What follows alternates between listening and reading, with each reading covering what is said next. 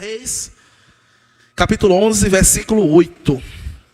Diz o seguinte, a palavra do Senhor: Salomão construiu esses lugares de culto para que suas esposas estrangeiras queimassem incenso e oferecessem sacrifício aos deuses delas.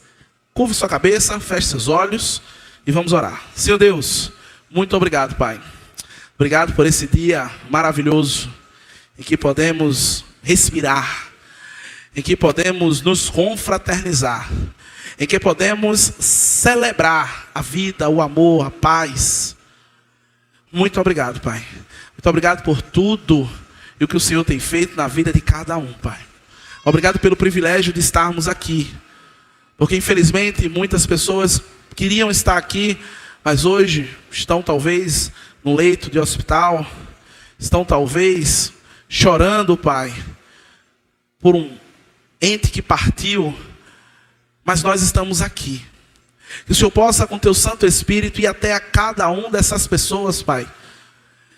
Ir nos hospitais, ir em todos os ambientes onde tem pessoas precisando de consolo, de conforto, Pai.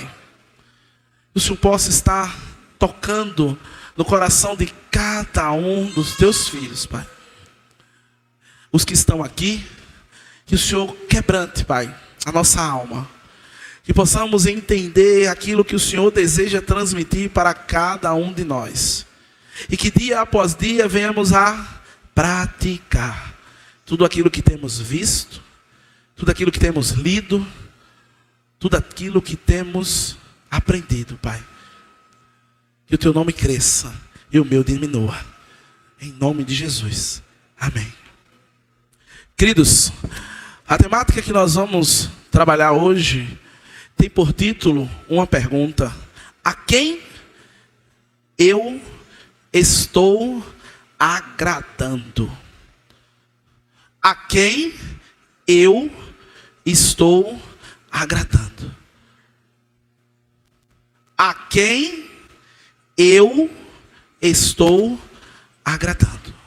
Nós lemos um texto de 1 Reis, no capítulo 11, até o versículo 8, onde a temática, o contexto dessa palavra, se dá através da vida do jovem Salomão.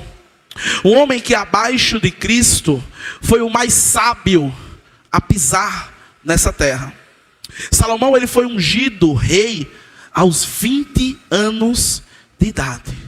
Aos 24 anos, Salomão começa a construir o templo e o palácio real, vindo a concluir essa obra 20 anos depois do seu início. Ou seja, aos 44 anos de idade. Porém, nessa data, ele consagra tudo a Deus. Ele faz aquela oração e Deus aparece para ele e responde. E Deus afirma que se o povo chamasse pelo seu nome, se humilhasse e orasse e buscasse a sua face, ele ouviria do céu, perdoaria seus pecados, sararia a sua terra. Salomão, ele estava no seu apogeu. Porém, após ter concluído tudo o que Deus tinha proposto para ele fazer, ter colocado o nome de Deus à frente, esbanjando a sua sabedoria, sendo colocado à prova, Salomão, em um momento da sua vida, foi instigado por duas mulheres chegaram, uma com um filho vivo e outra com um filho morto. E uma dizia que o filho era dela, o outro dizia que não era. Salomão resolveu a parada de uma maneira muito fácil. Ele pega o menino, corta no meio, dá metade para uma e metade para outra. E aí a mãe da criança diz: não, faço não, dê a ela. E ele entende que aquela de fato era a verdadeira mãe. E ele julga aquela causa e entrega o menino à sua verdadeira mãe. Porém, a vida de Salomão dá uma guinada. A vida de Salomão, em determinado momento, dá um cavalo de pau. A vida de Salomão, ela pega um rumo totalmente diferente. Salomão, ele não passa mais apenas a casar-se com mulheres de outros reinos, coisa que Deus tinha alertado a ele para não fazer. Mas Salomão, além de casar com mulheres de outro reino, ele começa a agradá-las.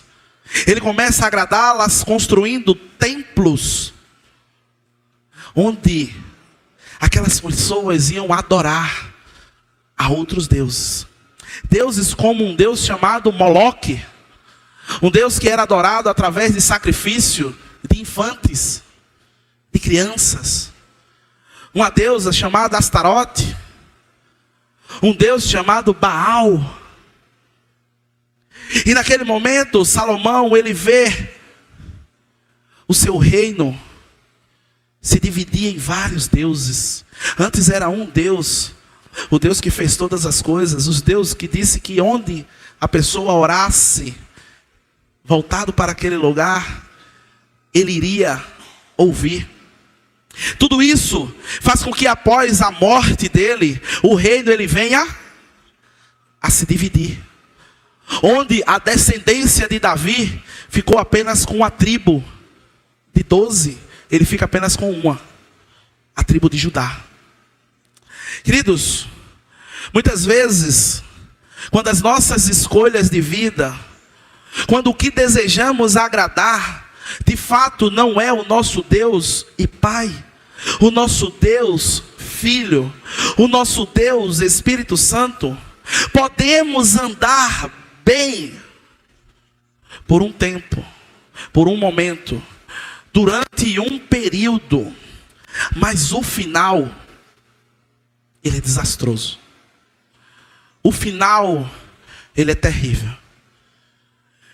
Amados, existem 4 áreas da nossa vida que competem entre si, para uma estar no topo das preferências de cada um, destronando,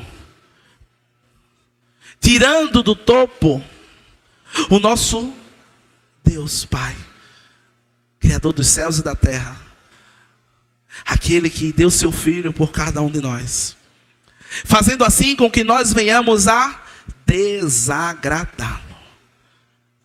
As 4 áreas que competem entre si, o topo da nossa vida são: primeiro, família. Como assim, pastor? A família, ela é o meu primeiro ministério, de fato, mas ela não é o seu primeiro ídolo para ser adorado. O nosso Senhor Jesus Cristo, em Mateus capítulo 10, versículo 37, ele diz: quem ama seu pai, sua mãe, mais do que a mim, não é digno de mim. E quem ama o filho ou a filha, mais do que a mim, também não é digno de mim. Querido, a tua família é o teu primeiro ministério. É onde tu tem que ser bênção. É onde você precisa dar testemunho dentro do seu lar. Mas quando a tua família está te colocando em xeque em relação ao reino de Deus, e o reino tem sempre perdido nessa quebra de braços, de fato, ela deixou de ser o teu primeiro ministério e passou a ser o teu ídolo. É bem interessante porque existem coisas bacanas na nossa trajetória. Eu nunca vi alguém deixar de ir trabalhar porque tem que orar. Você já deixou de ir para trabalhar porque tem que orar? Eu nunca deixei. Alguém deixou? Eu nunca deixei, né? Nem tampouco deixar de ir a determinada programação, A, B, C ou D, porque tinha que ler a Bíblia. Eu nunca deixei. Mas aí, é só chegar alguém da família em nossa casa, na hora que nós vamos para um culto, que eu deixo de cultuar, que eu deixo de ir apresentar o meu sacrifício vivo, santo e agradável a Deus, que é o meu culto racional, para estar ali. É só um menino botar o termômetro e estar com 36,5 de temperatura, que aí eu já deixo de orar e eu já fico ali com ele. 36,5, 37, tem mãe que leva para a escola. Eu sou professor e sei disso. Quando a gente coloca o termômetro no menino, ele está com 38. Esse menino não saiu assim de casa. Mas eu deixo de orar, eu deixo de cultuar, eu deixo de louvar, porque o menino está com 36,5 em casa. É bem interessante, porque eu deixo de ler a Bíblia, porque meu marido ou a minha esposa chegou. E eu tenho que dar atenção a ele ou a ela. Atenção essa que por vezes se resume a sentar ao lado, na frente de uma TV, onde ambos, por vez ou outra, estão mexendo no celular, ou por vezes dormem. Ah, pastor, mas isso é educação. Isso é cuidado, de fato. É falta de educação, é falta de cuidado para com Deus. Porque Ele ficou esperando você voltar. Porque Ele ficou esperando o momento que você achava melhor para cultuá-lo. O momento que você achava melhor para adorá-lo. O momento em que não tinha mais ninguém na esfera de sucessão. Ou seja, o que sobra, entrega para Ele, que está tudo certo. Quem eu tenho agradado? A quem eu tenho agradado? Queridos, eu tenho que falar de mim. Porque a carapuça, ela cai na minha cabeça. Se não cair na sua, parabéns. Muito bacana. Mas na minha, ela cai. Ela cai e ela cabe certinho na minha cabeça. 62, tá? O número do meu capacete. Dá certinho assim. Amados, nós precisamos guardar em nossas mentes que o meu Deus, Ele está acima de qualquer coisa, qualquer programação, qualquer atividade, qualquer coisa que venha a acontecer.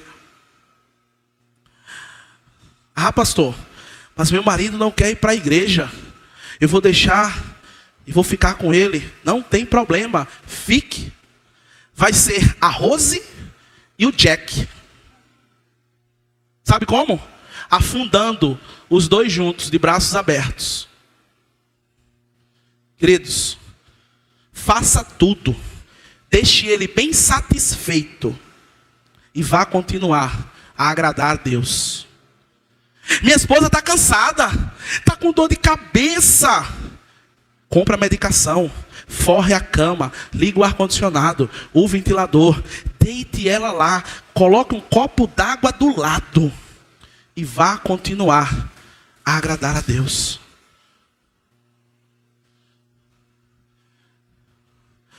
Às vezes, nós estamos agradando a todos, como Salomão. Mas a Deus, estamos desagradando. Dia sim e outro também. Queridos, preciso ressaltar, preciso lembrar que o agradar a Deus não diz respeito a estar nesse ambiente religioso. O agradar a Deus não está em criar um ativismo e estar todos os dias na igreja. Mas o agradar a Deus é o adorar, como Cristo disse, em espírito e em verdade. É o desejar a Cristo. Ele disse que por vezes nós não achamos Ele. Por quê? Por que nós não achamos a Deus? A resposta está na palavra dele. Quando ele diz, buscar-me-eis e me achareis. Se? Queridos, a palavra, ela tem resposta para tudo. Por vezes eu não faço as perguntas que eu devo fazer a ela. Talvez por medo da resposta. Porque se eu não souber é melhor, né? Deus leva em consideração o tempo da ignorância, mas não tem nenhum ignorante não, querido. Porque por vezes nós já temos 5, 10, 15, 20, 30, 40 anos de vivência religiosa. Ignorante foi na semana passada. Lembra dos achados e perdidos? Quem lembra dos achados e perdidos? O ignorante é aquele que está perdido. A ovelha perdida. Ele sim é o ignorante. Amados, a quem eu estou agradando? Será que é a minha família? Segundo ponto. Será que a fonte ao qual eu tenho me agradado diz respeito aos meus relacionamentos? 1 Coríntios 15, 33 diz que as más companhias, misericórdia, as más companhias corrompem os bons costumes. Meus amados, eu tenho uma tática, uma técnica bem interessante para saber se alguma companhia está corrompendo alguns dos costumes que eu tenho. E aí eu faço uma análise, certo? E é bem interessante porque você também pode fazer essa análise para saber se as companhias ela têm te aproximado ou te afastado. É só você ver a sua rotina. Avalie se a partir de conhecer A ou B, você ficou mais próximo de Deus e do reino ou mais longe. Você tem visto os seus irmãos de fé mais vezes ou menos vezes? Faça essa avaliação. Aí onde você está, pensa assim um pouquinho. Que você vai conseguir identificar. Se de fato as companhias, as atividades, os meios ao qual eu tenho adquirido para a minha vida, tem me aproximado mais, ou tem me afastado mais do reino. Eu tenho estado mais próximo dos meus irmãos, ou eu tenho estado mais distantes. Faça essa autoavaliação. Onde você está aí? Amados, a quem eu tenho agradado? Muitas vezes eu tenho feito tudo por cada um dos amados, mas não tenho feito nada para o meu Deus. Mas pastor, eu só vejo o senhor aí subindo escada, descendo escada, fazendo isso, fazendo aquilo. Isso não é fazer com Deus, meu irmão. É fazer para a obra dele. Fazer com Deus é quando eu escuto o que Jesus diz: entra no teu quarto, fecha a tua porta, ora ao teu pai em secreto, e em secreto o teu pai te ouve. Fazer com Deus é quando eu passo por alguma situação e eu vejo algo que precisa ser trabalhado, eu vejo algo que precisa ser mudado, eu vejo algo que precisa que eu coloque a mão e eu vou lá e coloco. Isso é agradar a Deus, e não passar por vezes a largo, e não passar por vezes distante, e não por vezes dizer, não, isso aqui não é comigo. A quem eu tenho agradado? É muito interessante porque quando eu estava cortejando aquela jovem ali, a mais linda da igreja, quando eu estava cortejando ela, era o tempo todo no telefone, era o tempo todo mandando mensagem, era o tempo todo do lado, agarrado. Aí era assim, ó, desliga, Eu não vou desligar não, desliga tu. Era a época dos 3 segundos ainda, liso batendo, meu irmão. Pensa num rato triste. Era o tal do 3 segundos. Quem falou 3 segundos aqui? Só eu sou liso, é? Eu tenho certeza que tem gente que falou aí. Tu vai pro shopping? Eu vou também. E o cara ficava meia hora para falar 20 minutos de conversa ou menos. Porque eu, como desejei agradá-la, conquistá-la, eu não tenho esse ardor e esse desejo para agradar a Deus, aquele que morreu por mim, aquele que se entregou por mim. Querido, mais uma vez eu te digo, agradar a Deus não é estar sentado aí, segunda-feira, momentos com Deus, terça-feira no PGM, quarta-feira no culto de oração, sexta-feira no socorro da madrugada, ensaio do coral, sábado culto da juventude, domingo EBD, culto de celebração. Não, meu irmão, isso por vezes é fazer missa de corpo presente. Agradar a Deus é eu rasgar o meu coração. Agradar a Deus é eu me importar com vidas. Por vezes aquelas vidas que estão do meu lado. Meus vizinhos, meus colegas de trabalho, meus colegas de faculdade. Por vezes eu imagino que estou agradando a Deus cantando, pregando. Querido, você vai agradar a Deus quando você levar o amor dele para outra pessoa. Quando você amar mais, quando você cuidar mais, quando você se importar mais. Quando você tiver cada dia mais o desejo, a vontade de levar almas para Cristo. Quando você estiver insatisfeito, porque existem pessoas que ainda não conheceram a Jesus. Mas dia após dia eu como, eu bebo e eu regalo. Aonde está isso na Bíblia? Será que os irmãos não lembram? Existe um texto. O fazendeiro deu uma boa colheita. Ao invés dele dividir aquela colheita, ao invés dele amar, ao invés dele cuidar, ao invés dele servir, ao invés dele estar cada vez mais colocando a vida na vida de outra pessoa, ele derruba o seu celeiro, ele faz um celeiro maior, ele faz um celeiro topado, e aí ele coloca tudo lá dentro. E ele olha e diz: ó minha alma, come, bebe e regala-te. E após ele falar isso, ele ouve uma voz que diz: louco, essa noite eu pedirei a tua alma. E o que tens preparado para mim?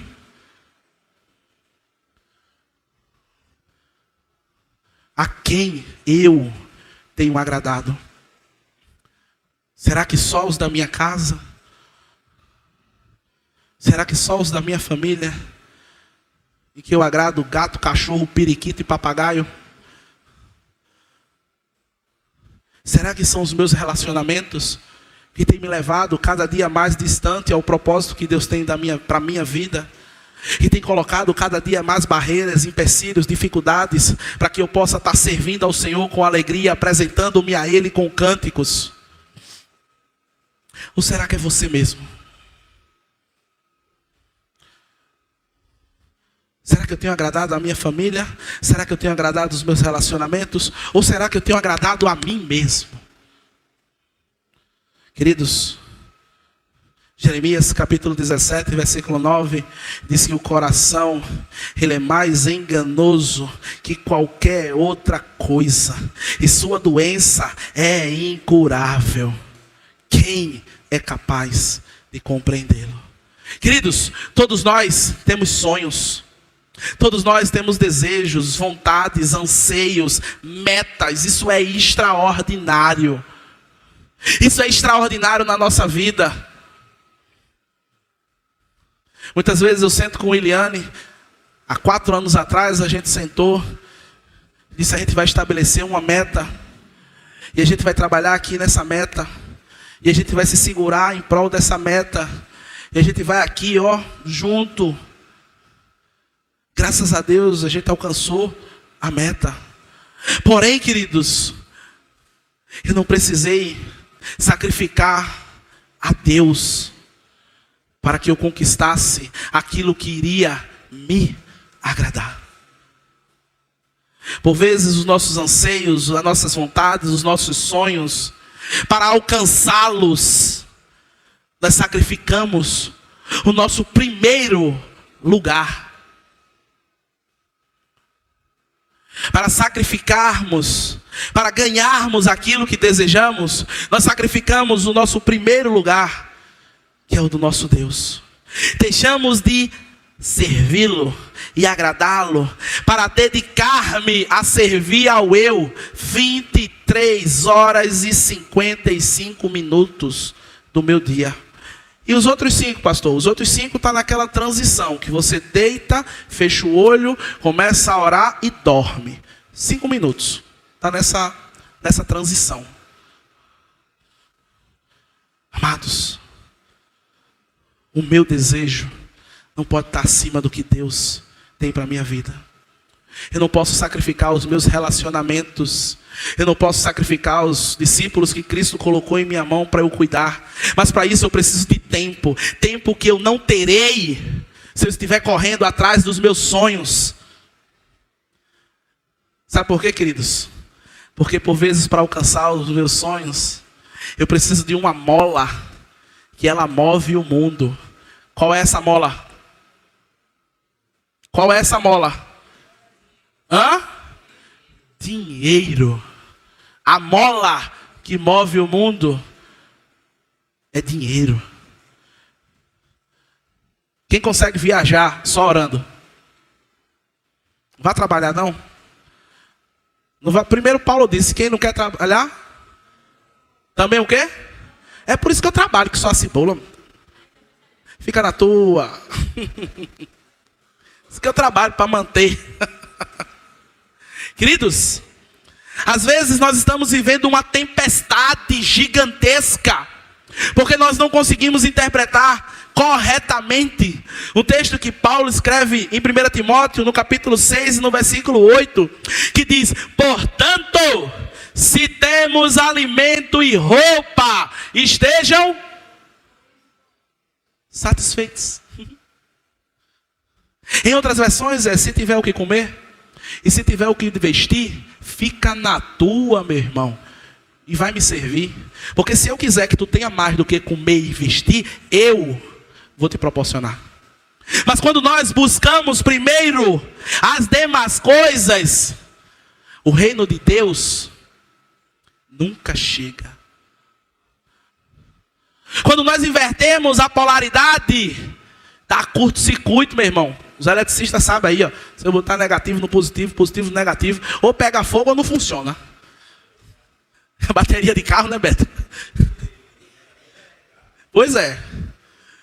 Então, se eu inverter a polaridade ali, se eu ligar um negócio diferente, é para botar 220, eu boto 110. Para botar 110, eu boto 220. Queridos, quando eu interpreto esse texto bem, eu vivo em paz. Sabe por quê? Porque para comer e para vestir, eu só preciso de pouco. Para comer e para vestir, eu só preciso de pouco.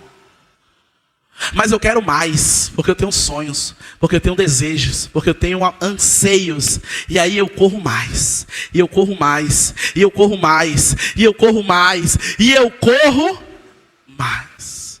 E passo a agradar a mim e não a Deus. Sabe como é que o texto ele continua? De 1 Timóteo capítulo 6, e eu li apenas o versículo 8. Ele diz o seguinte: mas aqueles que desejam enriquecer caem em tentações e armadilhas, e em muitos desejos tolos e nocivos, que os levam à ruína e destruição. Pois o amor ao dinheiro é a raiz de todo mal. E alguns, portanto, desejarem dinheiro, desviaram-se da fé e afligiram a si mesmos com muitos sofrimentos. Queridos, muitas vezes as tentações e as ruínas, elas não são drogas. Elas não são mulheres belíssimas, homens belíssimos. Por vezes ela é uma ideia que é plantada na sua cabeça. E você abraça ela de uma forma.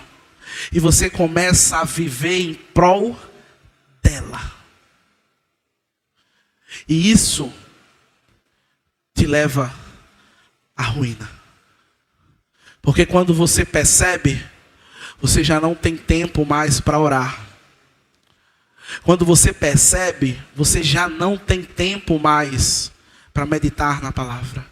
Quando você percebe, você não tem tempo mais para sentar com alguém, para conversar algo. Você não tem tempo mais para dedicar a sua vida na vida de outra pessoa.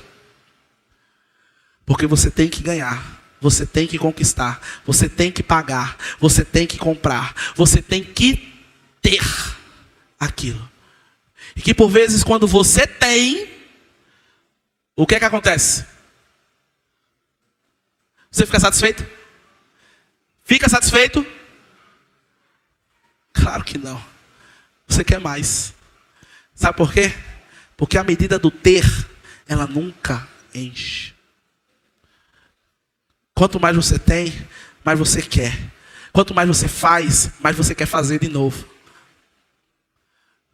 Amados, a quem eu tenho agradado? Será que é a minha família? Será que são os meus relacionamentos? Será que é a mim mesmo? Ou será que é a minha igreja? Será que você tem desejado agradar a igreja? Oséias, no capítulo 6, no versículo 6, ele diz: eu não quero sacrifícios ou cultos, eu quero o seu amor. Eu não me interesso pelas suas ofertas. O que eu quero é que vocês me conheçam. Oséias era um humão, rochedo. Ele disse que ele não quer o teu culto irracional. Ele não quer sacrifício de tolo. Ele quer o meu amor. Porque o que eu amo, eu valorizo. O que eu amo, eu me importo. O que eu amo, eu cuido. O que eu amo, eu quero estar perto. O que eu amo, eu desejo. O que eu amo, eu faço de tudo para que aquilo dê certo. Assim também como Deus disse que não quer a tua oferta. Ele não quer o teu dinheiro. Porque Ele mesmo disse que é dono do ouro e da prata. O que Ele quer é que você e eu conheça Ele verdadeiramente. Porque se eu o conhecer, o dinheiro ele chega como consequência. Se eu o amar, o culto e sacrifício, ele se torna perfeito e agradável. Porque vai ser o meu culto racional. Mas se eu primeiro desejar agradar o ambiente religioso, o clérigo que esteja aqui à frente, infelizmente, a gente só vai estar agradando ao homem e não a Deus. Às vezes imaginamos que estar na igreja, participar de tudo, estar em tudo, viver tudo, é agradar a Deus, e talvez não seja. Isso faz parte, isso é consequência, isso é algo que acontece naturalmente. Lembre que Deus, Ele não quer apenas que eu trabalhe para Ele, e sim com Ele. Ele não quer apenas que eu sirva a igreja, e sim que eu sirva ao Deus da igreja. Amado, Deus, Ele me chama, e Ele te chama esta noite a se render aos pés dele. Ele te chama a reconhecer que essas 4 áreas da tua vida têm lutado entre si, buscando estar em primeiro lugar na tua vida. Reconhecer que você tem lutado diariamente para glorificar a Deus antes da sua família, antes dos seus relacionamentos, antes de você mesmo, antes da igreja ao qual você serve. Renda-se aos pés de Deus. Reconheça que precisa cada dia mais se entregar a Ele, demonstrando assim que a tua vida vai estar sendo depositada aos pés dele, e que o desejo do teu coração será agradá-lo. Josué, e não o meu Josué, o Josué da Bíblia, ele se dirige ao povo que não desejava mais agradar a Deus. Josué, ele se dirige, ele direciona a palavra vinda do céu a um povo que não desejava mais agradar a Deus, não tinha mais vontade de servir a Deus, não tinha mais fogo e chama pelo Deus Todo-Poderoso. E ele diz assim no versículo 15 do capítulo 24: mas se vocês se recusarem a servir ao Senhor, escolham hoje a quem você vai servir. Escolha hoje e assine: e eu servirei a minha família, eu servirei aos meus relacionamentos, eu servirei a mim mesmo, eu servirei a minha igreja. Se não lhe agrada servir a Deus, escolha a quem você vai servir. Se você vai escolher a família aos quais os seus antepassados serviram além do Eufrates, eu estou fazendo uma paráfrase, ou os seus relacionamentos, ou você ou a igreja. E aí ele conclui de maneira extraordinária. Ele diz: quanto a mim, eu e a minha família serviremos ao Senhor. Querido, afirma isso no teu coração. Guarda isso no teu coração, cara. Deus, ele nos leva a ouvir cada dia a voz dele. O amor dele me constrange, porque tudo isso foi para mim, a quem eu, Pastor Johnny, tenho agradado. Foi para você não, foi para mim. Eu preciso escolher a quem eu quero servir. E em nome de Jesus, eu quero servir a esse Senhor. Em nome de Jesus, eu quero rasgar as minhas vestes, rasgar o meu coração e servir a Ele, somente a Ele. Queridos, que possamos afirmar nesse momento: a minha vida eu te dou, meu Senhor. Rendido, prostrado a ti eu estou, e sempre eu te louvarei. Deus abençoe a cada um.